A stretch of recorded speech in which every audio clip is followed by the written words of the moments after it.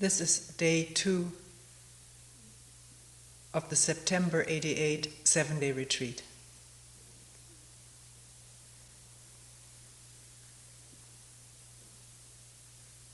A number of people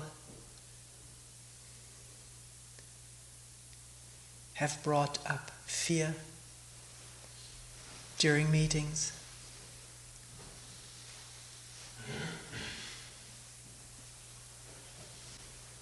We lightly touched upon it yesterday, and this talk we will look at fear together.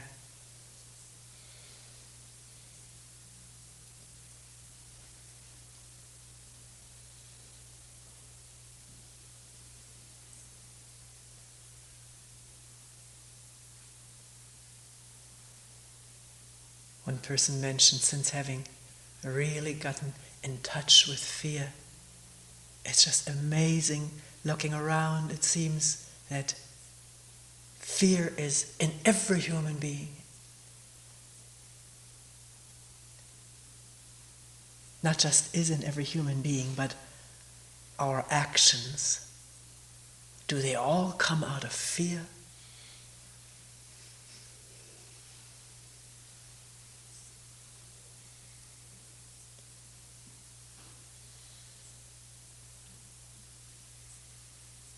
Our personal actions, our collective actions.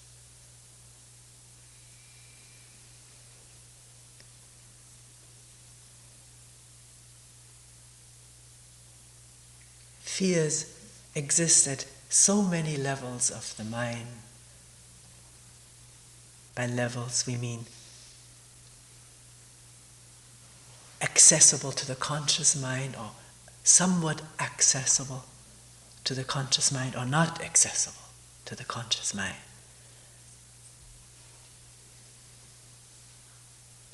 And particularly in a retreat which is quiet,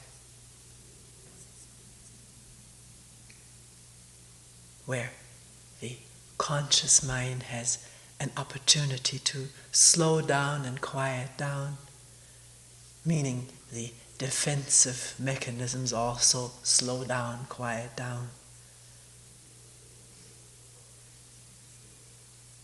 or are seen and therefore relax. All kinds of fears come up from what is called the deeper layers of the mind, with which we just mean not normally accessible or consciously repressed by the conscious mind with repressive mechanisms.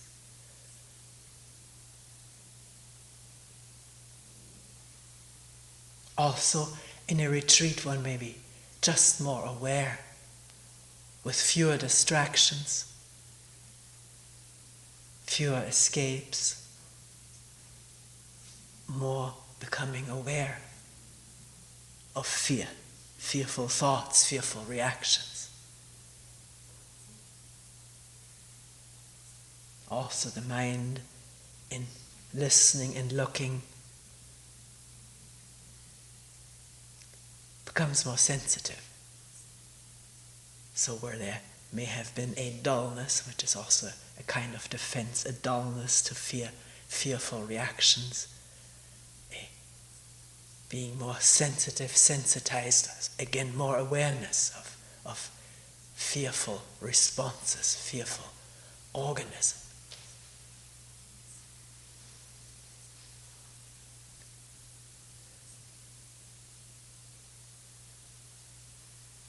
So where do we start? What's our question?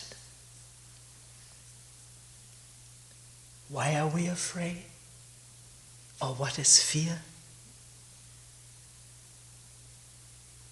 Or a question which is brought into meeting is, can fear end? Or is this going to be an everlasting thing to have to cope with?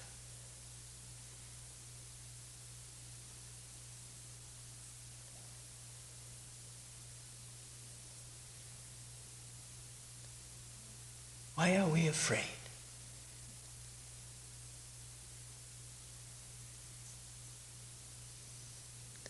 One may not be afraid right now. And yet,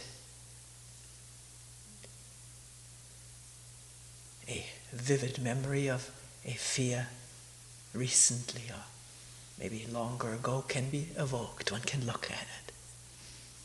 Maybe not being in the grips of fear right now, but the memory of it. That's usually how a fear arises, is from the memory of a fearful event. Enters the mind, a thought comes up of something that was frightening. And the thought triggers all the organismic responses that are associated with fear.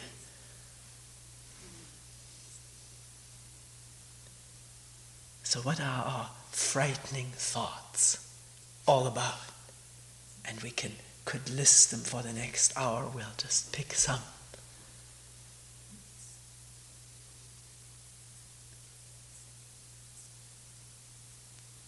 What are we afraid of?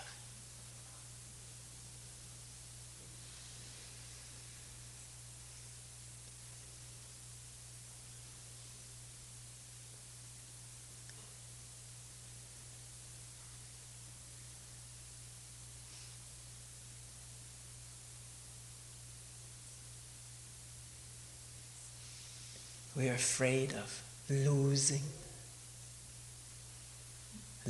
what we're attached to. The person we love, we depend on, the fear of losing that person, or losing possessions. Anything we're attached to, we're also afraid of losing.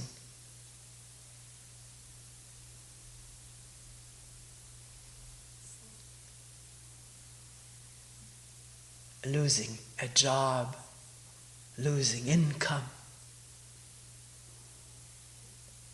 and with that losing security.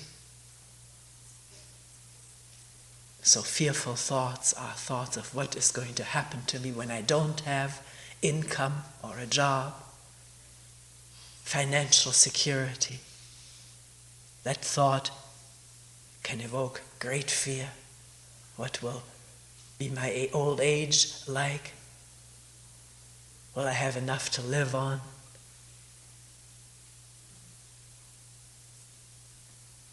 We're afraid of sickness.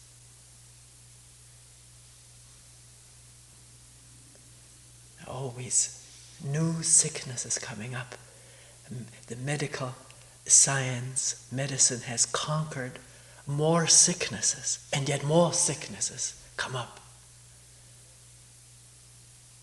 which we have no vaccine for, no antibiotic for, or protection against.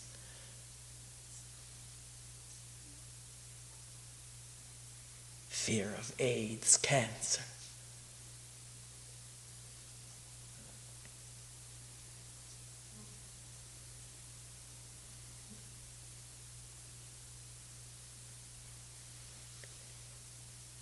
Fear of just what may happen tomorrow in the world.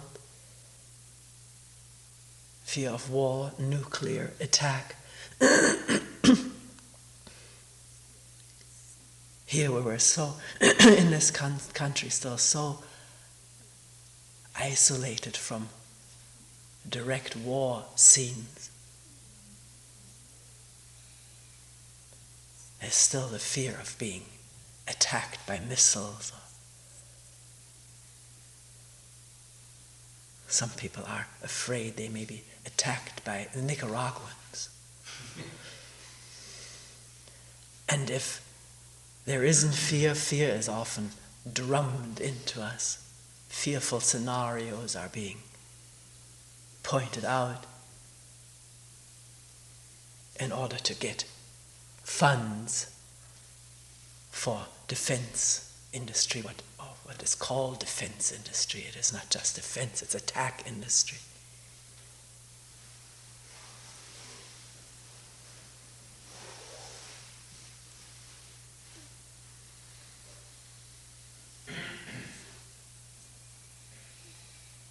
There's fear of the dark, quite a number of people, hasn't happened in this retreat, is also still quite light in the evening, but people have mentioned as walking, after retreat, walking down that road into the dark, the lights of the house disappearing, fear.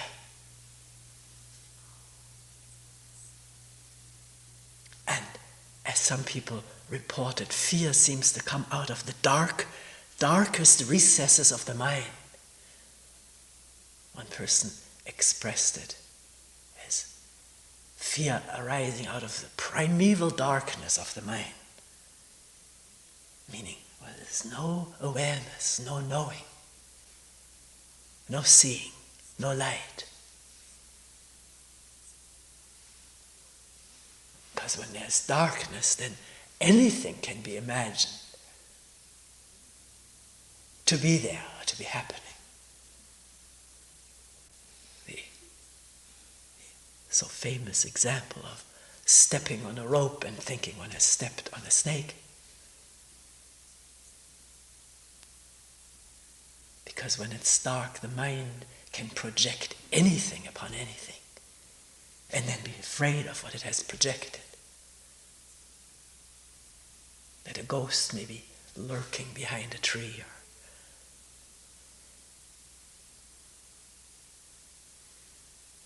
It's a good opportunity to observe the mind if there is some fear of darkness, and some people have done that.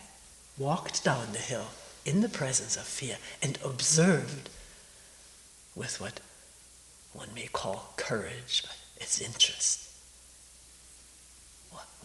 What the mind projects and what really is there. And the fear that comes from one's own projections.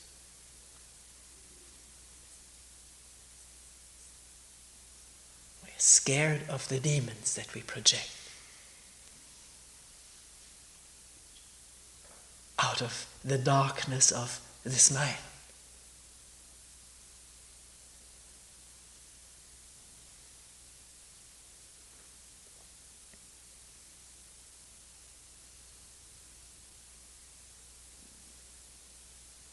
These fears that have been mentioned can be traced rather easily,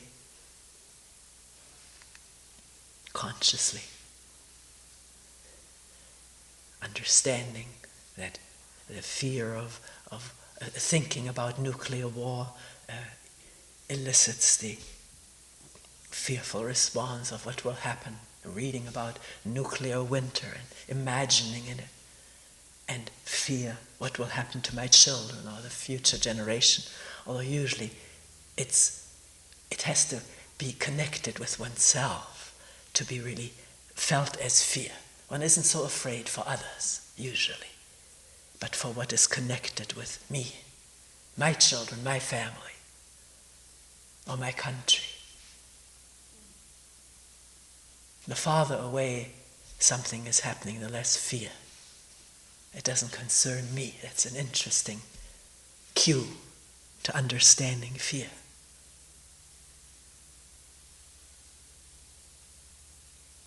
How much the self is involved in the feeling of fear.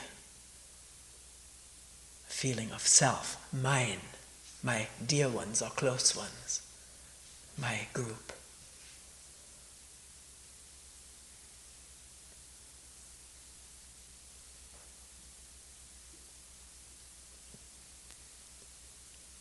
There are other fears of heights or of enclosed spaces.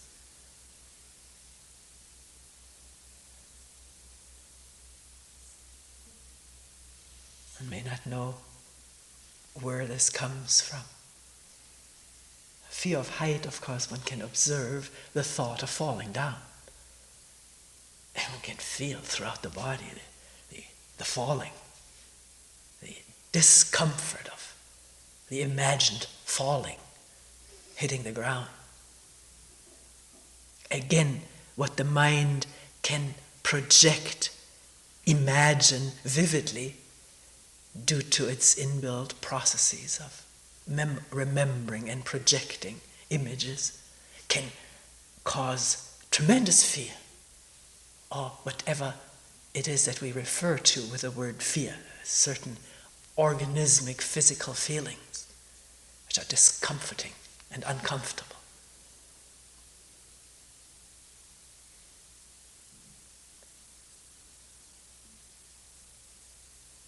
Then there is this whole fear of having done wrong or doing wrong, of being in the wrong.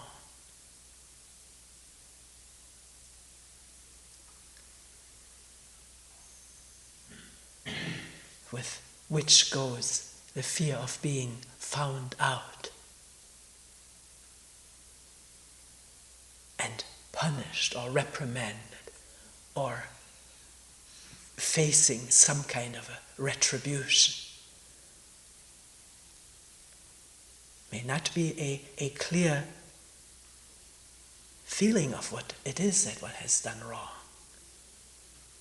The vagueness of it,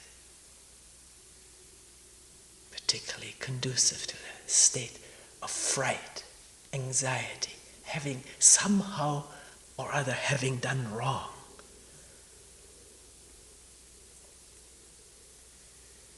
And the consequences, the fear of the consequences of this wrongdoing,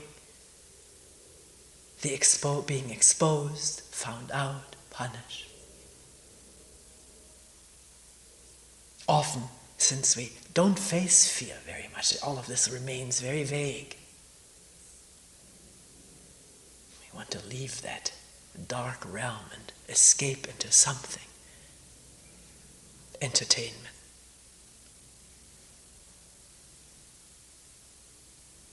A book, a show, a movie, which in itself, most of those also deal with frightening situations, so we're going right back into that. At least there it's happening on the screen to someone else.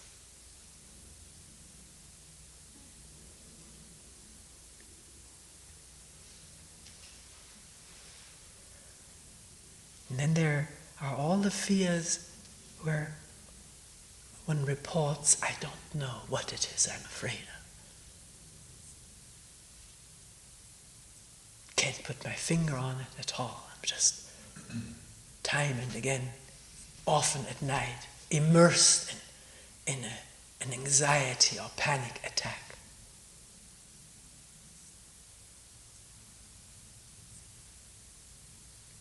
I don't know the cause of it. What triggers this whole thing?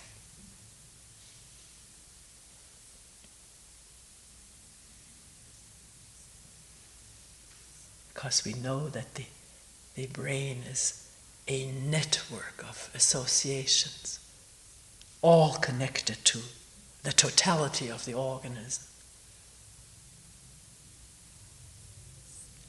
And already as little children, there are frightening situations happening all the time. And the brain associates not just the precise thing that triggers the fear, but what is close to it, visually, tactilely, or auditorily. It associates what's around. And then one of those things can trigger the fear, not the precise past stimulus, but what was associated with it can trigger the same fear. Because the pathways are there, are laid down, are wired in memory, connecting with the physical organism.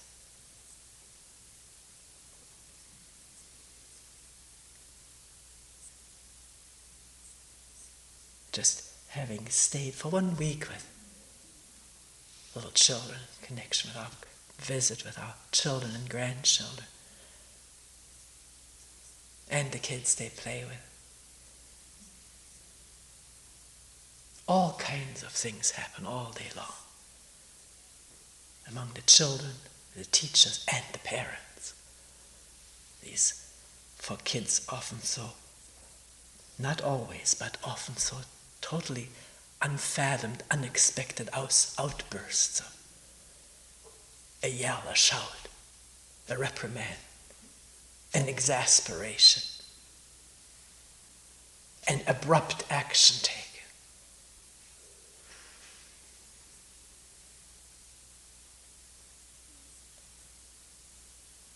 The abruptness that struck me particularly is that the abruptness of our action. When we see something is not right, a child is about to hurt something, destroy something, or maybe just a piece of furniture. Not destroy the furniture, but just have some impact on it. And the abrupt actioning, the abruptness alone is frightening to the child. And then, of course, the humiliation that's in it, being bawled out for something.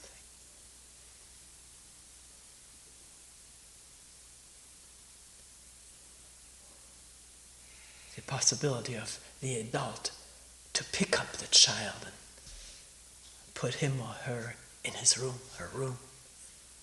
Even if you don't want to go there, you're put there.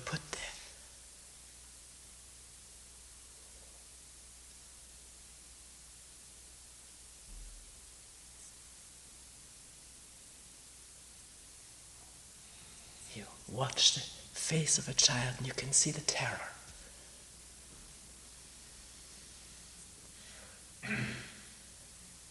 And that is registered, that is laid down in memory.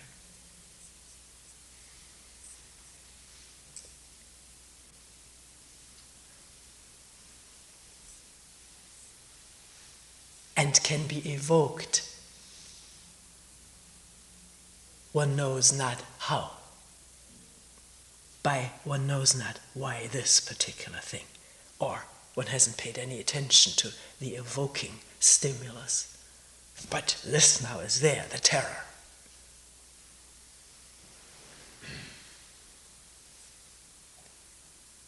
Or this vague feeling, it was the last thing we mentioned, the vague feeling of having done wrong. Because somebody is not smiling at one, someone is frowning at one, or looking angry.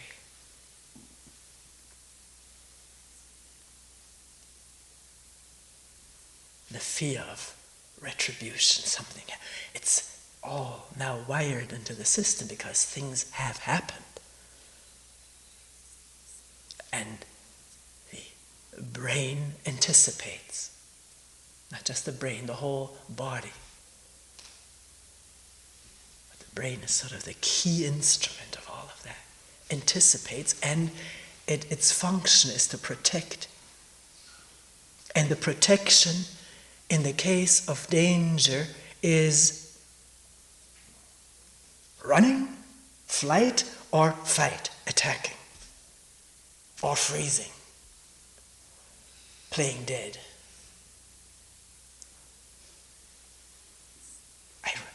Did you see the documentary on grizzly bears the other day over PBS?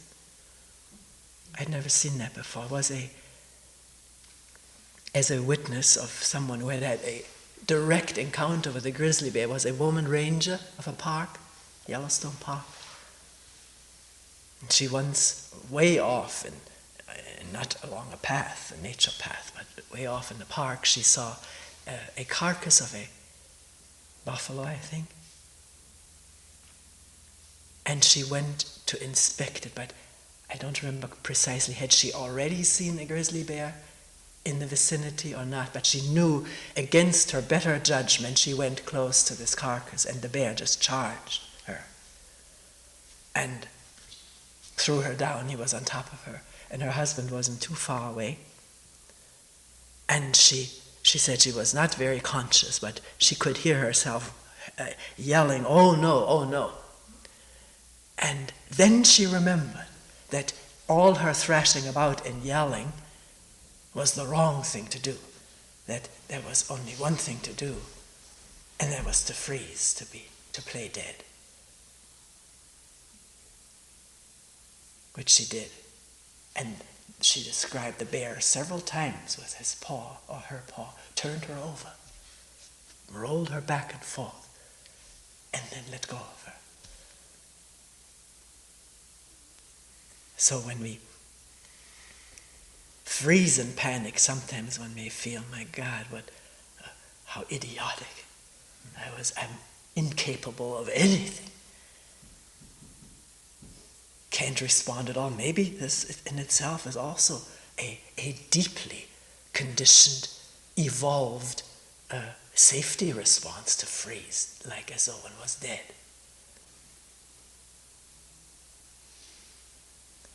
So these responses are what the organism has as its repertoire in the face of danger.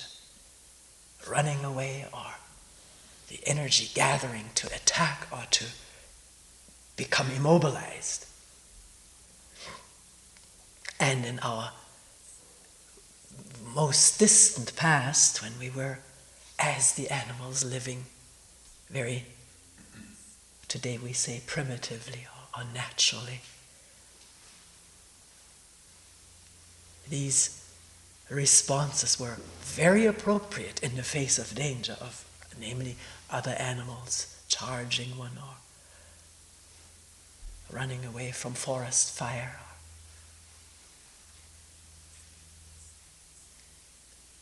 And then, of course, very quickly, maybe, we're not so sure, but very quickly the hostilities maybe among groups to run away or to attack.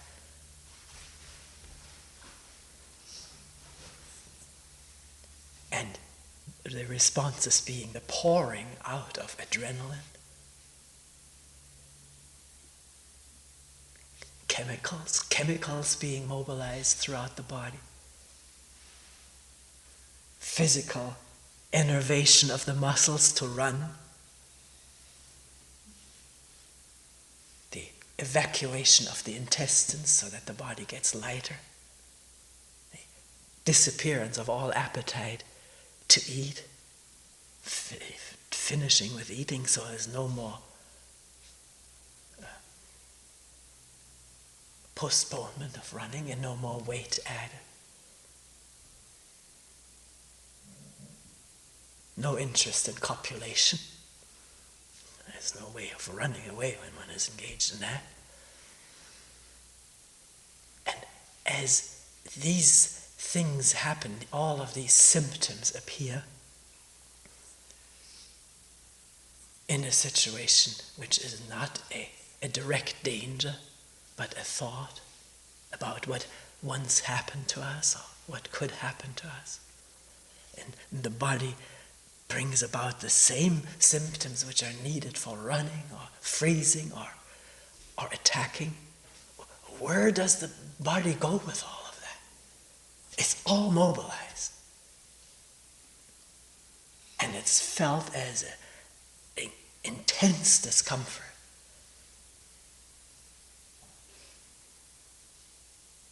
Sinking feeling or feeling of not to be coped with tension.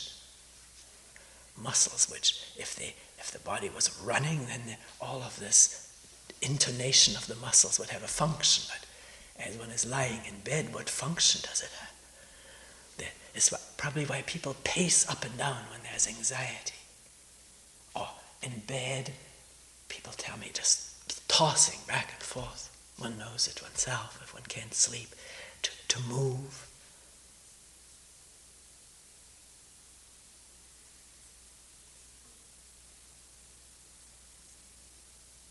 And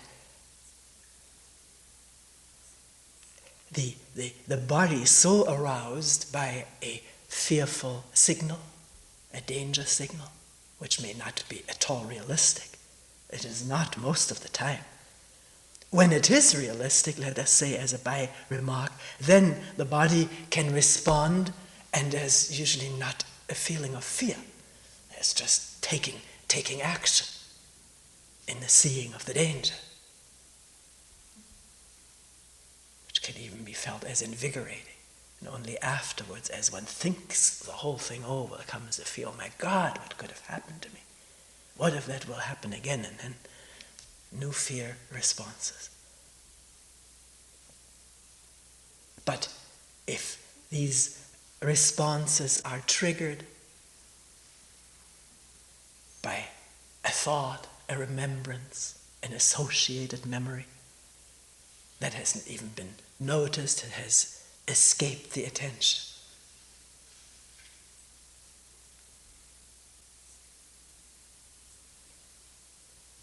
then what's going to happen?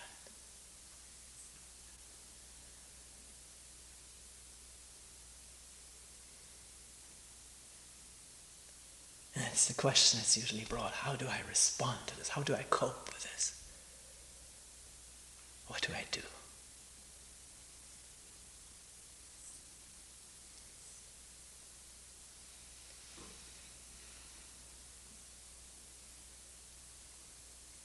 Is one asking the question so one will be rid of uncomfortable, painful, hateful symptoms?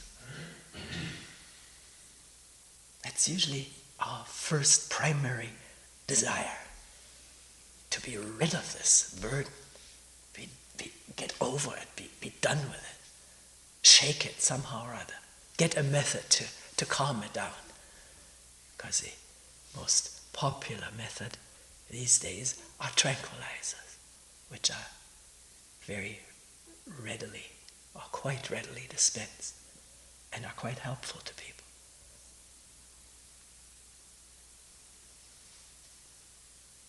I once saw a 60-minute section on Valium, and this one woman who was going through horrible fear, anxiety attacks in her family situation, past and present. She now had Valium, and she held this little bottle lovingly. I'm not making fun of it. And she said, I can face anything now because I have my Valium. Of course, how it is in the long run, I think she was taking 6 a day, 36 milligrams. And after a while, I understand you have to take more and more. I knew a woman who was taking 36 milligrams, and whenever she came over to the house with her husband for a dinner, right after dinner she was asleep. Although she loved to have conversation, she was into discussing, but she couldn't stay awake.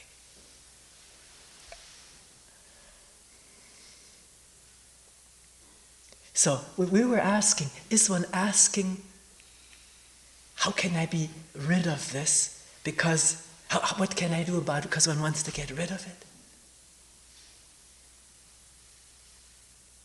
Of course we want to get rid of it. But there's a much deeper way of approaching fear.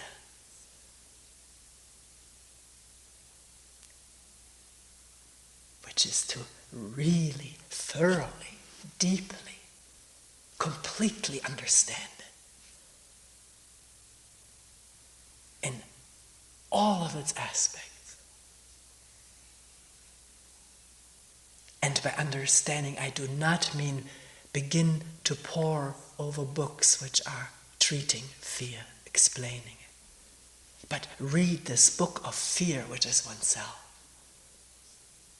As it happens, as it is triggered, as it evolves and reveals itself. And maybe passes away, peters out, to be there with a genuine interest, not just to get rid of the thing, but to understand it from moment to moment, thoroughly, in all its painful, disagreeable,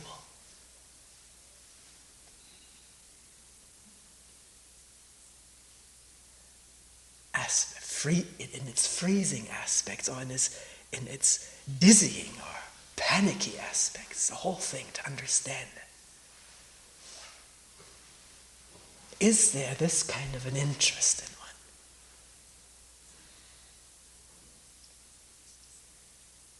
Or is there just the desire to get rid of it? If there is the desire to get rid of it, we are immediately exploitable. Not just to take increasing doses of value, but increasing doses of all kinds of methods, practices, to soothe the mind away from the fear.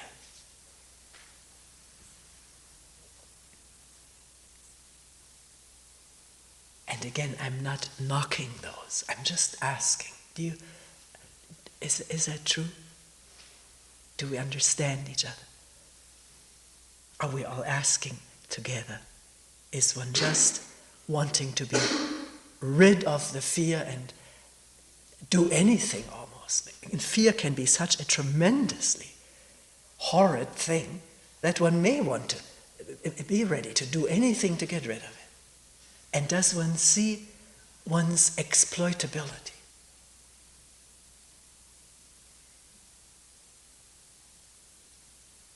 By all the offerings of methods and practices and meditations and to soothe the mind. Usually repetitive practices. Because the brain gets lulled by repetitive vocalizing inaudibly or audibly of syllables. Or by any kind of concentrative method which it can be used to shut out or cut off, chop off a fearful thought or the arising of fear.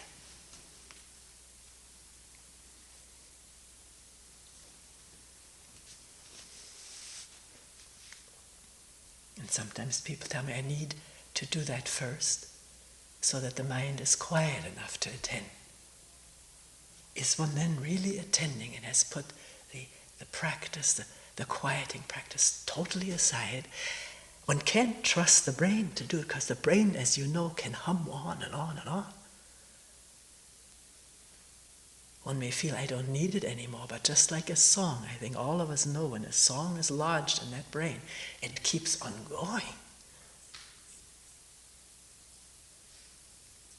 One may thinks it's over, one pays attention to it, it goes, and then thinking of something else, one doesn't even notice. The table is turning again, a turntable. Well, turntable is not an up-to-date metaphor anymore. I don't know what discs do. Do they turn? Something keeps going. So one cannot trust that the brain, which has been deeply trained to repeat and repeat and repeat a mantra or whatever, some kind of a syllable, or concentrate on something physical or imagined, that brain can easily, freely drop that.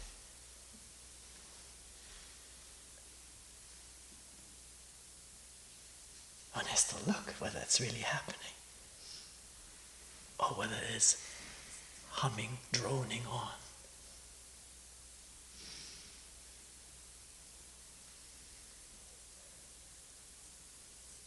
See, the beauty of it is all of us can watch this for ourselves and ourselves. We don't have to ask anybody else, but we have to ask ourselves and look. Not just ask and know the answer, but look from moment to moment freshly. Just because I've seen something yesterday and it stopped doesn't mean it's not going on now.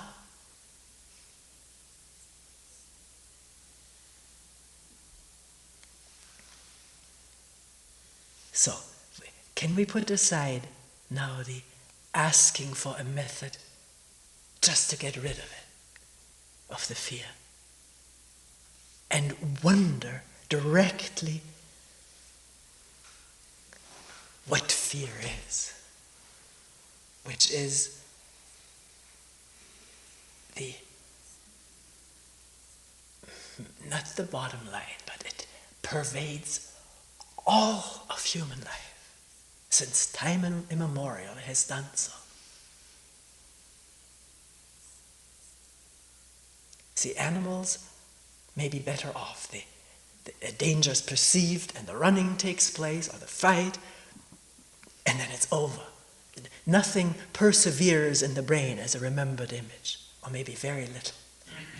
When the frightening, dangerous situation is over, the antelope grazes again, even though the lion is there, but the lion now is full, sleeping on the rock, and the antelope understands that somehow, organismically, instinctually, or the cues are such, and so it can graze right next to that lion.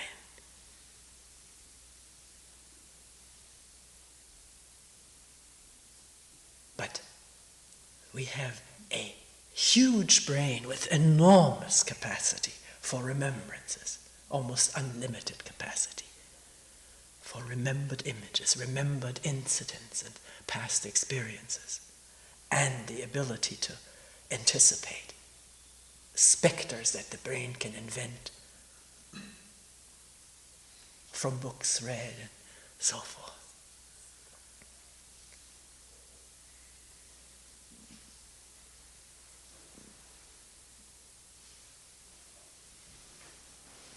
So, is one interested in finding out about fear?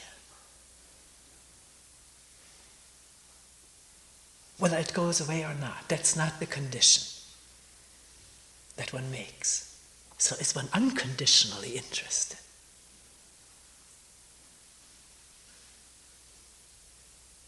To trace fear, to see maybe to catch the triggering thought, and we've often spoken about it here with great emphasis, that one thought is capable of getting the whole organism into turmoil and panic. One thought. Can there be the moment where that thought itself is seen and one is aware of? Yeah, that thought just went through the mind. And then this sinking feeling, panicky feeling. And then what?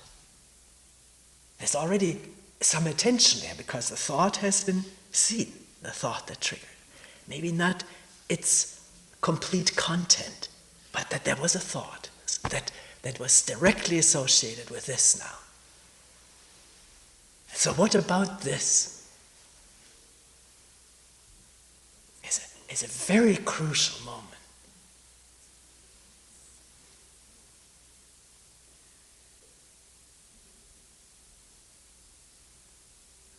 How will one meet this state of, this physical state of panic, anxiety?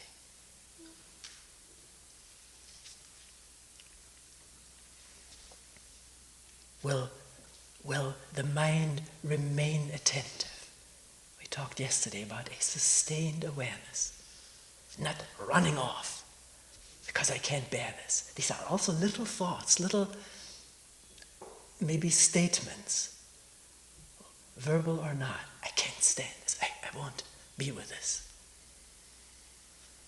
And one can be with it. One does not have to go the habitual way. If there is attention and interest, really a passionate interest, to find out this most driving disease of humankind, find out about it. To find out about it, one has to enter into it, be that attentively.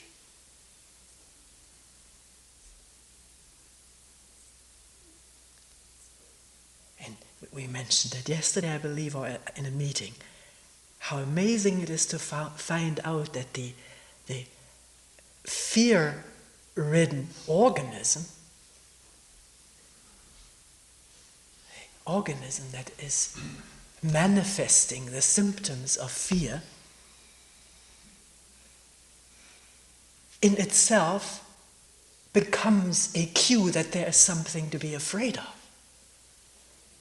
which is false. As a false cue that built up over lifetimes. One can notice that. One can be aware of it. That the thought comes now just because the organism is reeling in the symptoms of fear. The thought comes, there must be something to be afraid of. And you see that this is a false conclusion. It's just this fear symptom-ridden organism. But it doesn't mean that there's something to be afraid of. Something has triggered it. One has noticed that. Oh, one can be sure, even if one hasn't noticed it. Something has triggered it. A conscious or unconscious memory, thought. But the immensely strong conviction there must be something dangerous around. Just to see that, to see all of that with an openness, not see it in order to do something about it, or so that this is maybe a method for getting rid of it, but to understand, to find out, to learn as you go. Not learn from books or from remembering, but from seeing.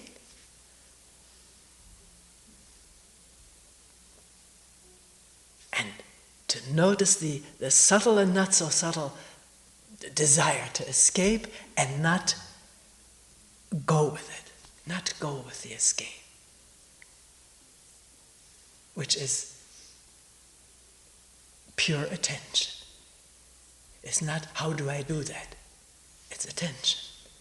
If one notices the seduction of an escape or the movement toward it, one doesn't have to go with it. When there's attention, it's not necessary.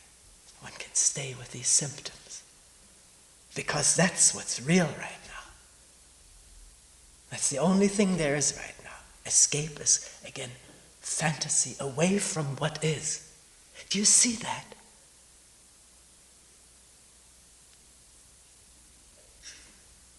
Not that there is a moral in sticking with something. No, that's what's real. There's no moral to it. One is escape and fantasy, and therefore division and the conflict, and the other is whatever misery there is, or discomfort or pain, but no division, no escape, no fantasy away from it, no knowing it. We're coming to a new thing now. Not knowing this misery from the past. That's a big step. But it isn't as big. It is again a matter of attention. Aware that knowing it from the past is not this. It's again, it comes out of the computer. It's a projection out of the computer. I know what this is. The mind says, and do see the difference between knowing something and wondering what something is. As a difference of day and night. Knowing something is the night, and wondering what something is the day.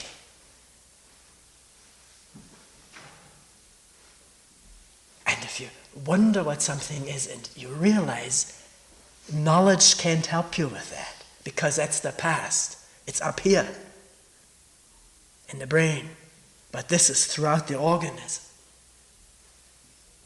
Then maybe there will be just being that and feeling it spaciously. By spaciously, I mean not hemming it in with resistance, pressuring it with go away. It is a totally non-will letting happen. With no will, the will is gone. To interfere, meddle, change, control. No will. It's a tremendous state of being in which there's no will. And then maybe for the first time, what is there can unfold and peter out, because the body, if not further stimulated by conflict and fear about the fear, comes in its own time and rhythm to balance again. But it has its own time and rhythm, and there has to be the space and patience for that.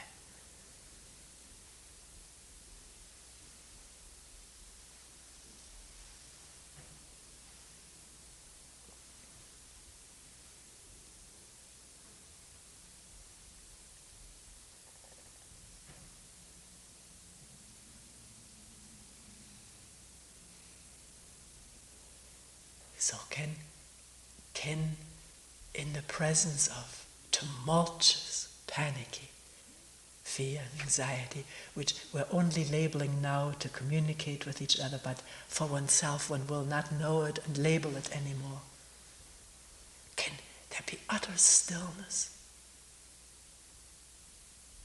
in the midst of the chaos?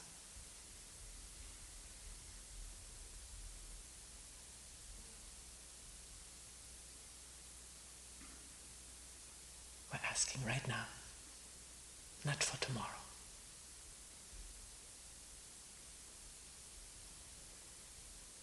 In the midst of turbulence and chaos and wanting and fearing, and all the evaluations about oneself, can there be stillness, a quietness?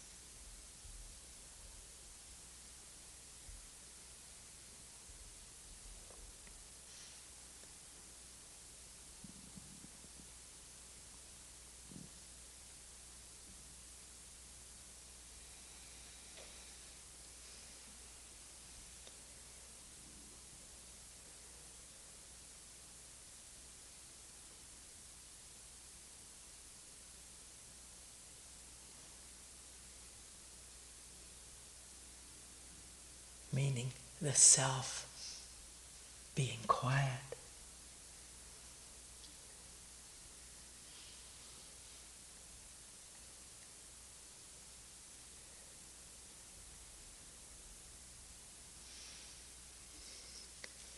We have to continue this tomorrow because we haven't gotten to the bottom of fear, have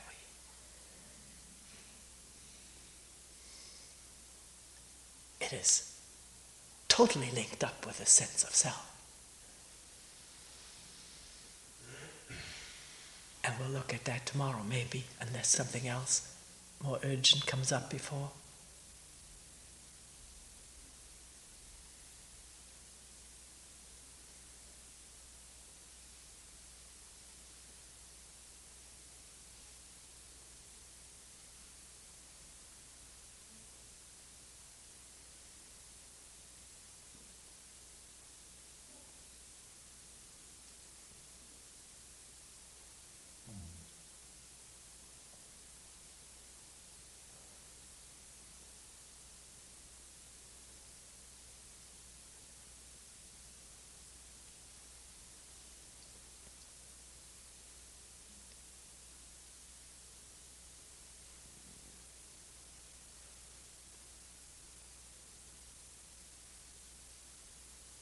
We will end here for today.